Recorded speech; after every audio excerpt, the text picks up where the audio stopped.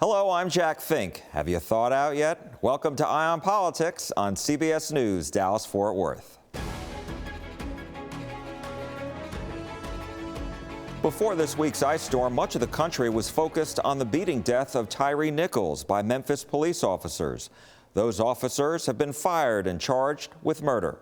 This case is reviving discussions in Congress about whether there should be national police standards. This week, we spoke with two members of Congress from North Texas who sit on the House Oversight Committee, Republican Pat Fallon of the 4th District and Democrat Jasmine Crockett of the 30th District. We'll begin with Congresswoman Crockett. Jack, you know, as well as most of Dallas knows, that my beginnings are civil rights cases. And so, unfortunately, I have seen similar videos before. Unfortunately, the country has seen similar videos before. And that's exactly why I decided that it was time for someone like me to show up in Congress, because we don't need these videos to pop up anymore. We don't need these beatings to take place anymore. And it's time for us to make the legislative changes that will start to move this country forward and start to heal our country. And I wanted to ask you about that. What do you think? I mean, there has been discussion before, of course, about national policing standards, qualified immunity to enable officers to be sued in situations for their actions. So what are you thinking about? Yeah, no. So all of those things are on the table for sure. Obviously, we know that the George Floyd Act here in the U.S. Congress was unable to move forward. We also know that in the Texas House, they had a George Floyd Act. Each of these acts would do different things around policing, definitely have a more baseline standard so that when you're going through, say, Dallas County, the standards for becoming an officer there are not different from when you're driving through, say, a smaller town, but instead really being assured as a community that there is a baseline heightened standard for law enforcement. It is a big job to say that you will protect and serve the community. It is a dangerous job as well. And I don't want us to lose sight of that. But what we've had those that have misused and abused this particular position of power. And so it's time for us to make sure that if you do sign up to protect and serve, that's exactly what you plan to do. And we know that unfortunately, with having things such as qualified immunity, which for the regular person means that, hey, if I go out and I hit someone, there is nothing that is going to shield me from liability simply because I'm a member of Congress. But when law enforcement goes out and they commit these heinous crimes, they are shielded with qualified immunity. They cannot be sued. We know that our police unions have bargained for a very long time to make sure that there are good pensions in place. And I absolutely believe that if you are going out and you are risking your life, that you should be assured a good pension. But when you violate the trust of the community, I think that those pensions should be up for grabs. I think that those people that now have a hole in their heart, or we know that there are even families that don't necessarily have a hole in their heart because they lost someone, but because of some sort of traumatic experience, they are still here by the grace of God. But nevertheless, we can never get at really allowing them to feel the consequences of their actions. And for those that are saying, well, wait a minute, you know, Congresswoman Crockett, some of these officers are being charged. Well, this is really a new phenomenon that we're starting to see officers be charged and let alone convicted. That is one part of it. But even once they're convicted, they are still shielded, which is so crazy to me that you can be convicted, say, of murder, such as in the case of Jordan Edwards. And yet still we're fighting with the city. We're fighting to get some sort of payment out of them when they killed a 15-year-old and this officer was convicted on duty of murder. How do you think that the Memphis Police Department and the prosecutors up there handled this case? You know, I think that one reason you haven't seen the burning of buildings, you haven't seen just the destruction of property, is because there was swift movement. because it didn't seem as if the people were being ignored, because it didn't seem like they were trying to sweep something under the rug. What most law enforcement agencies and cities don't realize is when you are less than transparent, that mistrust or distrust that the community already has, that ends up expanding those types of feelings within the community. And so because the police chief came out very quickly and honestly and said, hey, I don't see why this happened, and she fired those officers. And because the prosecutor didn't drag their feet and try to explain why it would take so long to conduct an investigation, when we know that as everyday citizens, we know that it takes no time for a prosecutor to move forward. It takes no time to effectuate an arrest. I think that that allowed the community to trust that there would be a real and normal process. And so I absolutely applaud them. And I think that they not only saved their own community of Memphis, but they saved communities around this country from suffering from what usually happens when people feel as if they're not heard. They decide to make enough noise so that you hear them and understand that prosecutions should be brought forward. You issued a statement Friday night calling on the House Oversight Committee, which you are now serving on, and you want them to reinstate the Civil Rights and Civil Liberties Subcommittee. Why is that so important to you? Yeah, it's crazy to me that I've come to the U.S. House. There is a slim majority, which really means that we should be working in a bipartisan fashion. But the idea that we have a oversight committee that wants to spend time talking about Hunter Biden and his laptop instead of the things that are affecting so many communities every single day, things that have been affecting communities for years now, the things that we should really be doing is we're here to work for the people at large. And so here it is, we see this heinous killing on camera, and we see that there is a process that's taking place. But how do we stop the next Tyree Nichols from occurring? Probably about this time, not too long ago, we were talking about George Floyd and how we stop the next George Floyd. Tyree Nichols did not have to die, but it takes action and it takes courage. And so when you're on a committee like Oversight, that's supposed to be basically the watchdog for the American people to make sure that we are transparent, to make sure that we are overseeing and making sure that nothing fraudulent or problematic is occurring. And the first thing that the Republicans did when they got control over the House is decide that they want to rid themselves of the Civil Rights and Civil Liberties Subcommittee. That tells you where their priorities are. That tells you who they don't care about. That tells you that they don't care about these travesties that are taking place, that are causing American lives. And so I think that it's incumbent upon all of us. This isn't a pro-police, anti-police argument. This is a pro-American argument. This is looking out for American citizens and making sure that this committee that is supposed to be the watchdog in the country does just that, that we make sure that what goes on these streets is safe, that it makes sense, and that we are setting forth on a path of policies that are going to save lives, not play political games, which is unfortunately what I think is the goal of the Oversight Committee going into this 118th. Could the committee still have oversight on this issue, even if the subcommittee is not reinstated? They absolutely can. And so that is something that we are going to ask for as well. But I think that there is enough going on in this country that it really does demand a Civil Rights and Civil Liberties oversight subcommittee. I absolutely think that there's enough, but they can still do it under their general jurisdiction. And if we cannot get the subcommittee reinstated, we are absolutely pushing for a hearing on policing. And I did want to ask about concerns that you may have on, you talked about training, but then there's also hiring, with police departments having real difficulty recruiting. And so I'm wondering what concerns you have on that.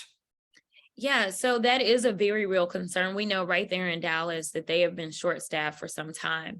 But I do think that it is time that we get really smart about what policing looks like. I think that we can definitely provide the relief that law enforcement so desperately needs. We want law enforcement to show up when there is a crime that has been committed, or that there is a crime that is in the commission of being committed. But there are certain things that law enforcement are really being stretched too thin on. The idea that if someone is having a mental health break, we're sending law enforcement out to help out with that. The idea that when there are loose dogs, we're potentially calling on law enforcement for that. The idea that when any of these things happen, we're sending law enforcement out instead of having them do what they really are trained to do, which is to fight crime. And so I would absolutely say that if we get smarter about how we do policing and we provide them some help, we provide healthcare workers who can go out when we are talking about a mental health break that someone may be experiencing, making sure that we have those that we don't need guns when there's loose dogs. That's just the bottom line. We know that we can decrease the response times that law enforcement has when they're needing to report to the more serious offenses or offenses in general. And honestly, we need to get smarter about what we're going to do with our drug crimes as well.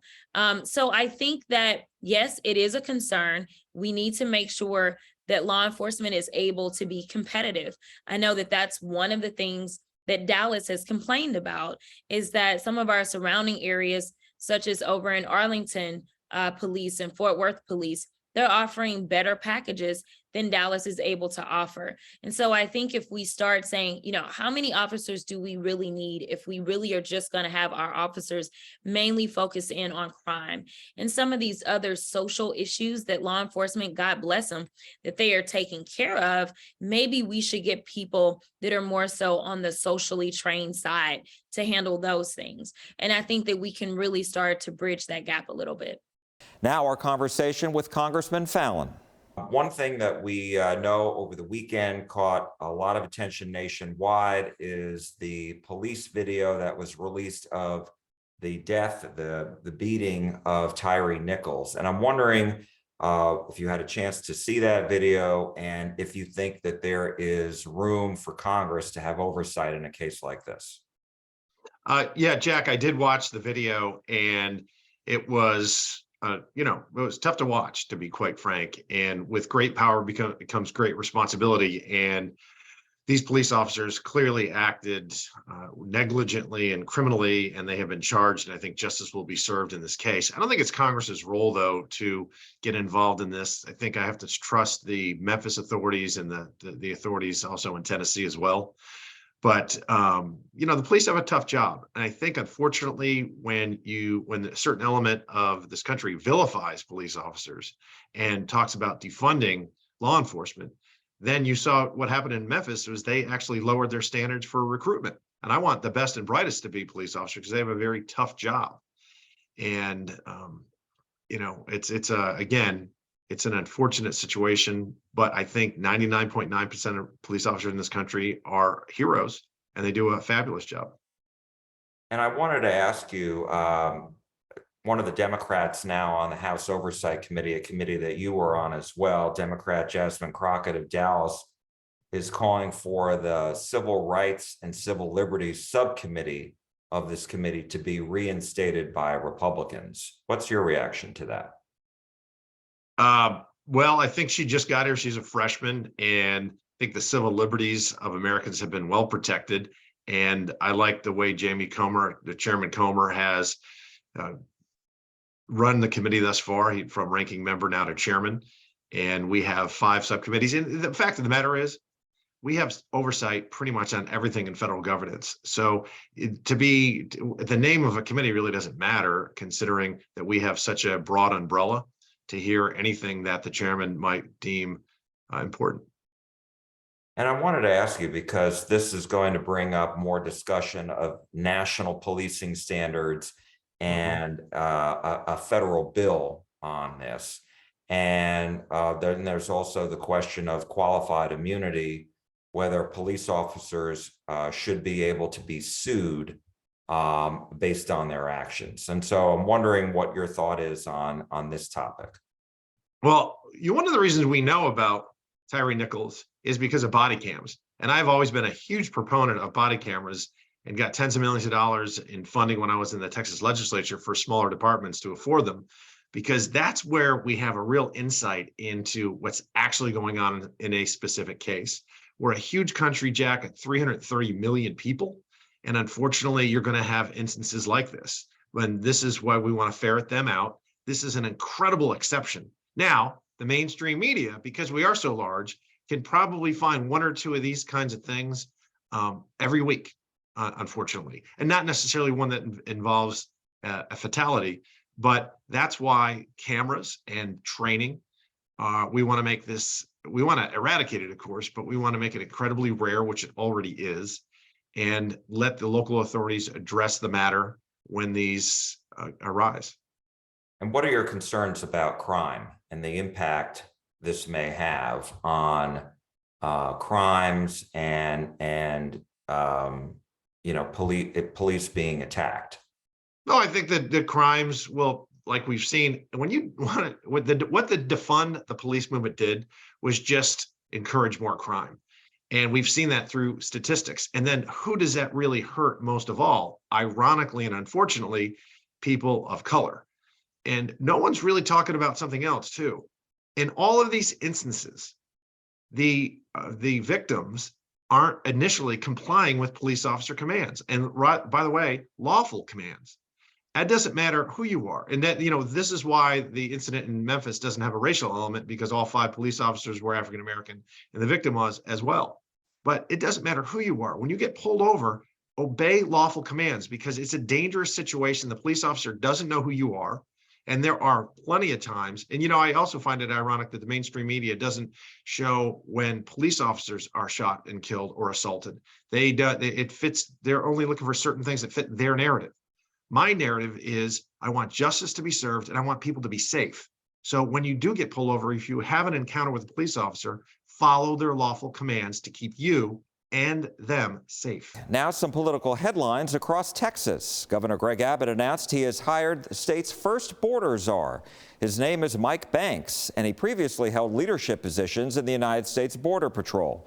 Among his responsibilities will be to accelerate construction of the state's border wall and develop strategies to reduce the number of people entering the U.S. illegally. Also this week, the Dallas and Harris County Republican parties announced Florida Governor Ron DeSantis will address their annual party dinners. DeSantis is viewed as a likely presidential candidate, and polls show he enjoys a lot of support among Republicans, along with former President Donald Trump. And President Joe Biden has nominated Damian Diggs as the United States Attorney in the Eastern District of Texas. That includes Collin and Denton counties and counties in East and Southeast Texas. If confirmed by the U.S. Senate, Diggs will become the first African-American to hold the position. Diggs has been a federal prosecutor in Dallas, which is in the Northern District of Texas. State lawmakers are debating how to use the state's record-breaking $33 billion surplus. Leaders have promised to cut property taxes. We spoke with Comptroller Glenn Hager.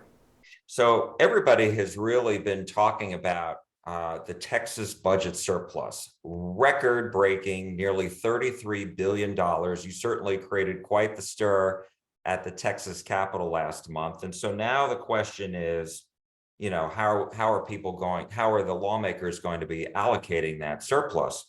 But I really wanted to ask and begin by, how do we get to this point? And what does it mean when you have, nearly 33 billion extra dollars?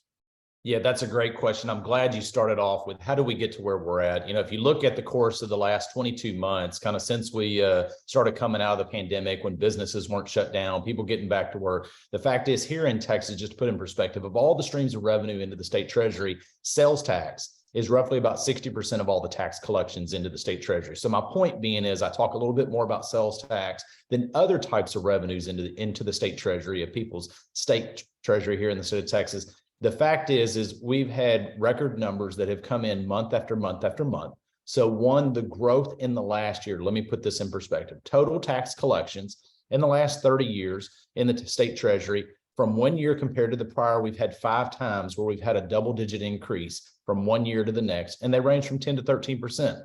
This last year's collections was 26%, essentially almost double what we've ever had in Texas history. That was driven by strong sales tax receipts, also severance tax collections, which is oil and natural gas collections, in part because we have higher natural gas than we've had before in a decade plus.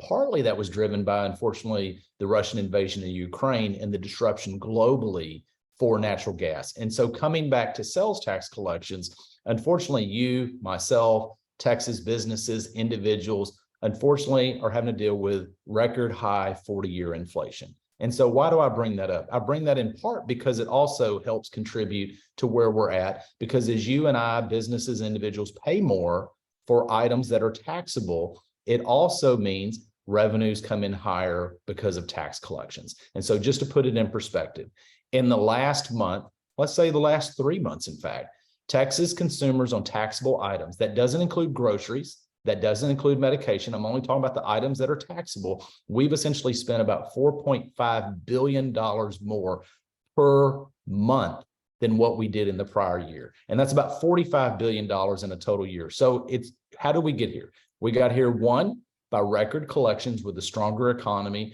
than anyone had anticipated in Texas with the growth. Secondly, in part because of record high 40-year inflation. So people are paying more, unfortunately, for the same items than they did just a little over a year ago. And, people are also expressing a lot of concern, and have been for a while, about property taxes. Their bills have, gone sky high. And a lot of it is because of rising property values. And so I'm wondering, are people overtaxed? And is the state system, when it comes to financing schools, for example, is that more reliant on the property tax than, let's say, the sales tax? Yeah, in part, we've seen record high property valuation rises in Texas all across the state, not just, for example, in Dallas and the Metroplex and the metropolitan areas, but it's across the entire state of Texas over the course of the last year. And unfortunately, if local governments do not reduce their tax rate in accordance with higher property valuations, then people pay more. If they would reduce their tax rate in accordance with higher valuations, then the two trade off, but unfortunately that doesn't always happen. And so the legislature, as you said, with the school finance system, because the state of Texas collects no property taxes whatsoever. However, the only play that comes into part with property taxes from the state side of it is you and I pay property taxes on a local level in ISDs. You and I, as taxpayers, also pay taxes to the state, which pays part of the school system. So therefore, the legislature typically tries to drive down property tax, what people are paying on the school side of it, and counterbalance that with state revenues. And if you look at the last year, this is really what I call a once in a lifetime revenues into the state treasury. This is a historical time. We'll probably never, ever see this again. And so therefore, I think that's one reason the legislature is trying to deal with the property tax issue, and that's front and center. Whether it's the governor, the lieutenant governor, the speaker, leadership, they've talked about meaningful property tax relief this session, in part because of the question that you raised.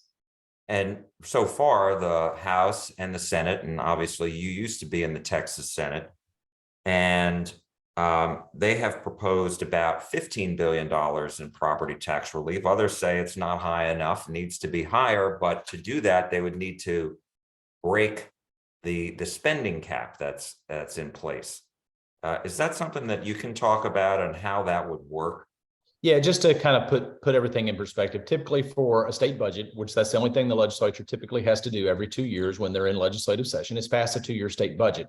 And typically the amount of money that the controller says is going to come in the state treasury, that's how much they have to spend. But every once in a while, revenues have grown so strong because of the economy, and now also because, unfortunately, inflation, that in fact the next limit comes into play, which is the constitutional spending limit. And so therefore the budget can only grow by a certain amount: population, inflation, personal income growth. And the point is, revenues are higher than they have to spend under that constitutional limit. And that's a good thing that we have a constitutional limit, that we can't go deficit spending like DC.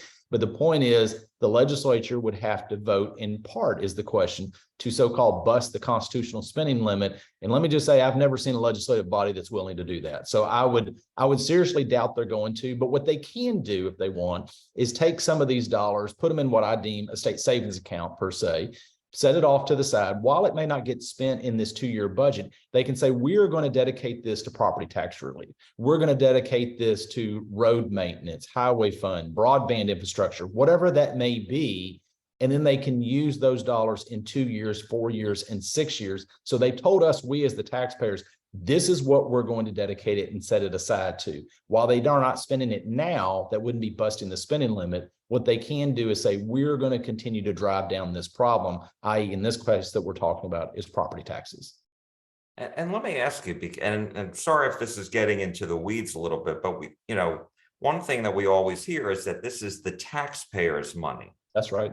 Not the state government's money. And yet, when you talk about the spending cap, it's on spending, and yet here you've got taxpayers' money just sitting there, and yet to give people relief, it's considered spending. Can you explain that? Yeah, I mean, I think the fact is, I try to at least make front and center that any money that comes into the state treasury, it's the taxpayers' dollars. It's the state's budget. It's the taxpayers' budget. It's the taxpayers' government. It's the taxpayers' dollars.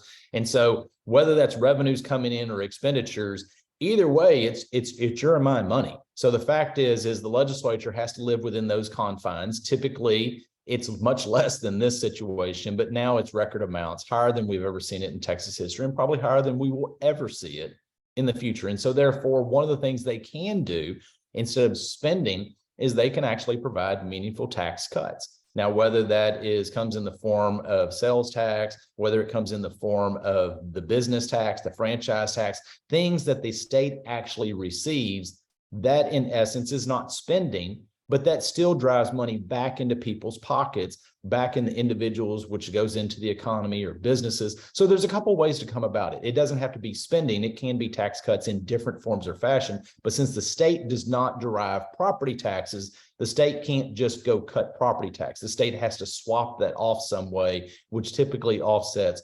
ISD spending for state spending. And therefore, that's a spending issue rather than a pure tax cut in other situations. And so, the homestead exemption, raising the homestead exemption is often mentioned. I've also heard the Speaker of the House mention, doing something about the runaway property value assessments. So I guess could they just cap, instead of a 10% increase, cap it at 5%? They can do a whole lot of things, and that's a discussion point that has happened in the past. That's something that undoubtedly has been discussed already. They're obviously just getting started in legislative session. So there's a lot of different things that can happen that may not necessarily be spending. It may not help you today in the tax bill that you have to pay here yet this month or last month that someone just paid. But the fact is it will help in the future, which is important to keep in perspective, I think. And then you brought up the sales tax. Just today, the Dallas Morning News had an editorial urging lawmakers to cut the state's 6.25% sales tax. Is that something you would recommend? So what I would recommend first and foremost, I think the state of Texas needs to deal with property tax relief, because I think that's the biggest issue that are impacting people. Secondly, I think making sure that as a state that we grow 1,000 people a day, half of that natural growth, half of that people moving here. We see that in the Metroplex every single day. We need to keep up with the road infrastructure, water infrastructure, internet infrastructure. So I think those are the core basic fundamentals of government. Now, however the legislature wants to balance that, obviously they make those decisions, but I think those are the two big components that, in my opinion, as a CFO for the state, those are the things that we have to focus on front and center. So tax relief, but I do think property taxes is the most important piece this legislative session. And I did want to ask you about the rainy day fund, because the projection for the rainy day fund is also a record. So what is that, and how is that different from the surplus? And aren't there certain specific uses for the rainy day fund? Yeah, so just real quick for everybody, the state's economic stabilization fund, or rainy day fund, has been into place for 34 years. It really didn't have a significant amount of money into it, because how does money go into our state savings account? Part of our oil and gas severance tax collections are dedicated to go into the economic stabilization fund. And then with the resurgence of capabilities of bringing oil out of our shale discoveries here in the state of Texas, natural gas, revenue started coming in very strong back about 10 years ago, where it had not been. And so all of a sudden, then the rainy day fund started having money into it. And the legislature, we as the voters approved a constitutional amendment that half of the money that would be going into the rainy day fund or state's economic stabilization fund goes into transportation funding. Yet now the rainy day fund is projected in the next 2-year budget cycle because of record high amounts of severance tax collections. Again, with oil and gas activity, but also because of price being substantially higher in natural gas, we will hit what's called the Constitutional Economic Stabilization Fund cap in the next 2 years. And that means then those dollars wouldn't be able to go over there. We think that it's a short-term 1 or 2 year cap, and then eventually we'll outgrow that over time and be able to put more money into it. But to answer what money can be utilized for, actually, it can be any purpose the legislature may deem. It takes a 2/3 vote. So it's a higher threshold because it is your savings account than just a majority vote, but typically is meant for one significant purpose when there's a downturn in the economy, to smooth out the edges in budgeting from one cycle to the next, like a savings account typically would be. But the legislature has also used that for emergency items, whether it's hurricanes, other natural disaster relief. And then thirdly, they may use it for one-time specific purpose that's not a reoccurring cost, such as road infrastructure, water infrastructure, or something that's really infrastructure related. Those are typically the 3 buckets the legislature has done historically and continues to stick within those confines, even though in reality, they could spend it on anything that they want if they could get a 2/3 vote. But typically they don't care to do that. They want to stick in those 3 areas. And the rainy day fund is projected to be at the end of Yeah, 24. currently we have a little over $13 billion in that, substantial amount of money. But in the course of the next couple of years, because of record amounts and one-time events of sending money into it that we haven't ever had really in Texas history of substantial amount, that fund is projected in 2 years from now to have a little almost 26 billion, and I didn't stutter, $26 billion in it. It's amazing when you think about it, 26 billion and then 33 billion. I know you can't really add the two, but still, I mean, that's sizable amounts of money. Well, especially when you consider, and I made the point here last month when I was reading an article about, Saudi Arabia announcing they had a little over a $27 billion surplus. And I told my staff, I said, well, that's great for them. We have over 30. Or if you look at California, that has literally a $25 billion deficit right now, and Texas is completely the opposite. And so therefore it is substantial what's happened in Texas, part the economy, but unfortunately also continuing to recognize that people unfortunately are paying higher prices than they had before. And that means more revenues into the state, as people unfortunately are having to pay more for the same items than they did over a year ago. Well, we appreciate the conversation very much. Texas Comptroller Glenn Hager, thank you very much. Always good to be with you. You take care. Back to Congress now, and one of the big debates coming up will be over raising the debt ceiling and federal spending in general. We asked Democratic Congresswoman Jasmine Crockett about these issues. I did want to ask you about the coming fight over raising the debt ceiling.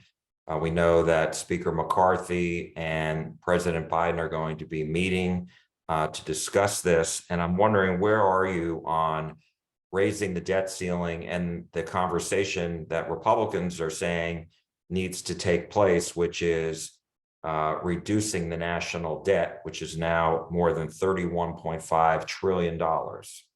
Yeah, what's so frustrating is that they are conflating the issues. The debt ceiling, essentially, for those of you sitting at home, when you run up your credit card, you've got to pay it. That's just the bottom line. And so there is no debate. We know that if you run up your rent bill, if you run up your car note, we know that if you don't pay these items, then these items will disappear. That's essentially where we are. The credit card has already been run up. We've got to pay the bills. If we don't pay the bills, we don't keep the lights on. We don't make sure that we've got a home to go to. And so that is not up for debate. Right now, what the Republicans are debating is whether or not people that have paid into Social Security should be given their money. I can imagine that most people that have paid in and are Social Security recipients are saying, give me my money. And so we should not be conflating the issues. Now, if we want to talk about why the debt is so high and who ran the credit card up, this credit card has been running up for quite some time, but we know that in 4 years, 25% of what we're seeing this debt to be accumulated at, 25% of that came in 4 years of Trump. 25%, that is huge in just 4 years. And so essentially, they did not complain about running up the debt when Trump was in office. And so I don't think that they need to complain now. What we need to do is make sure that we raise the debt ceiling, because this is just a matter of paying the debts that we've already accrued. Now, if going forward, they say, hey, we need to streamline so that the next time we have a debt ceiling fight, hopefully we won't be looking to raise it so much. We're absolutely always about having a conversation about making sure that we're smart on the money that we're spending. I want to be a good steward of the tax dollars that are being paid in. I want to make sure that those that are at the very top start paying their fair share as well. If we get more money coming in, then we don't necessarily have to worry so much. But deciding that those at the bottom are going to pay the lion's share is yet another problem. And so the different tax policies that were pushed forward under those 4 years of Trump were problematic. Not to mention, one of the first bills that we voted on was the IRS bill. That bill, they were told, was going to increase debt, because if you're going to decrease the people that are out there collecting the money, then we know that that means less money coming in. And so, I just wish they would be honest and stop playing games. But right now, we need to keep the lights on. That means that we need to raise the debt ceiling, and we can have conversations about what we will do as it relates to our budget going forward. I mean, there was a lot of spending since President Biden came into office as far as COVID. I mean, trillions of dollars were spent. Absolutely. And so I'm wondering, given all that, can the country keep sustaining that level of spending? No, I mean, listen, what do you do in a once in a lifetime pandemic? Unfortunately, President Biden didn't have some president that he could channel from 100 years ago and say, hey, how do we fix this? And so, when it comes to saving lives, I think that we always need to make that the priority. And that's exactly what the Biden-Harris administration did. They made that the priority. We are now only somewhat literally breathing a little bit of relief, because now it's not so scary to go outside, because they made those investments. They made the investments in science. They made the investments in the vaccine to make sure that even if you were not of a certain socioeconomic background, that you didn't have to worry about your life being risked because you could not afford this vaccine. So I think that that was the smart idea. But at the same time, we know that the investments were not made on the front end to make sure that we were continuing to play big brother in the world. We know that the Trump administration pulled back on some of our oversight in other places to where we potentially could have stopped this early on. That is the role that America has played for the entire world for a long time. And so we've got to make sure that when we do make cuts, we're making smart cuts, because I would argue that we probably spent more money than we would have spent if we just would have made sure that we maintained our oversight throughout this country over what was going on, say in China and other parts of the world, to make sure that if there was some sort of outbreak like this, that we were able to catch it early on. So, I think that we need to make sure that we invest in pandemic preparedness, but a budget is about deciding what your priorities will be. Where will you put those monies? And sometimes it looks like a big number today, but I can guarantee you that the number would be so much bigger in the future if for some reason we don't make the investments right now. And so, yeah, do I think that we're going to endure another pandemic that will infect us to an extent that it affects everything? It affects our supply chains. It affects our ability to go to work. It affects everything. God, I hope not, right? But I got to do more than hope, because I was elected by the citizens of Texas 30 to actually make sure that I make smart decisions. And so one of those areas that I just can't compromise is, number one, Social Security. Number 2, Medicaid and Medicare. And number 3, pandemic preparedness, because we obviously are still having a hard time bouncing back. And I don't want us to ever endure this again. But what COVID did for us is it revealed our vulnerabilities. And now that we know that we're this vulnerable, we need to make sure that we never have to do this again. Democratic Congresswoman Jasmine Crockett of Dallas, thank you so much for joining us. We appreciate it. Thanks, Jack. And now we hear from Republican Congressman Pat Fallon. And then I wanted to ask you about the coming fight over raising the debt ceiling. I know that the president and Speaker McCarthy are going to be meeting this week about this topic. And I'm wondering, where are you on raising the debt ceiling? Well, quite frankly, we're going to have to at some point address this prolific spending that the federal government has been addicted to. It's either now or, people have just continued to kick the can down the road. And I thought it was highly irresponsible for Joe Biden to say that he's not going to negotiate at all. Well, you're not in control of all levers of government anymore, Mr. President. So you have to negotiate with House Republicans. And what we want is reasonable and sane fiscal policy. We don't have that right now.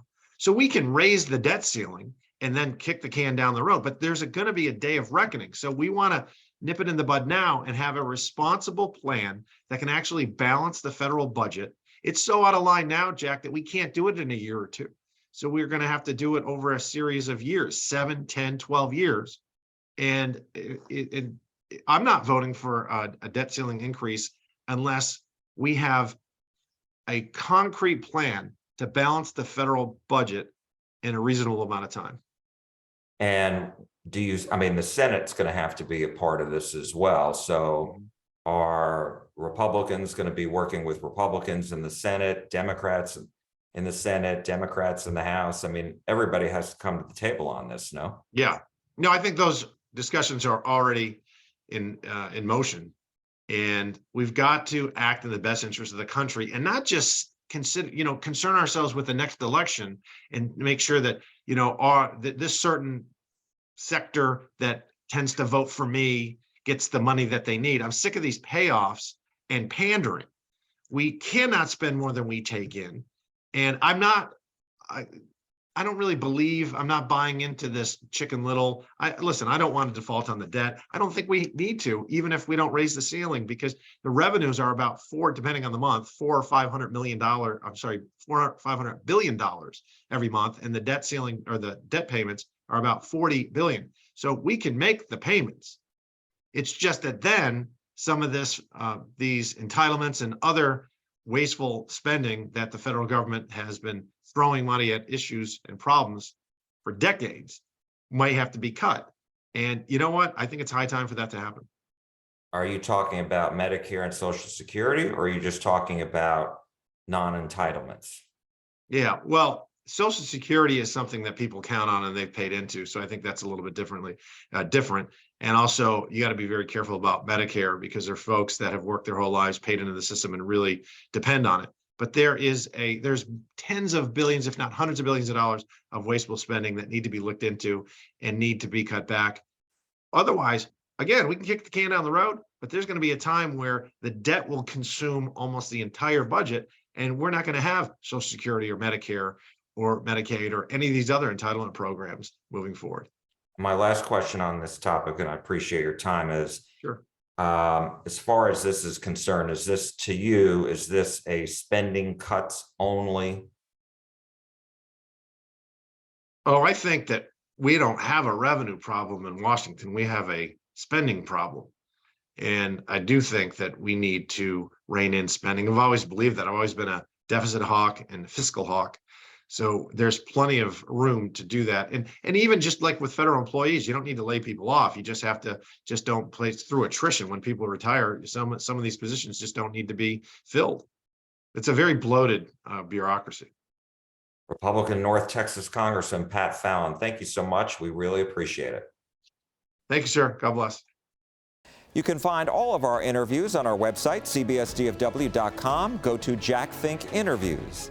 That's Eye on Politics for this week. Thank you for joining us. I'm Jack Fink.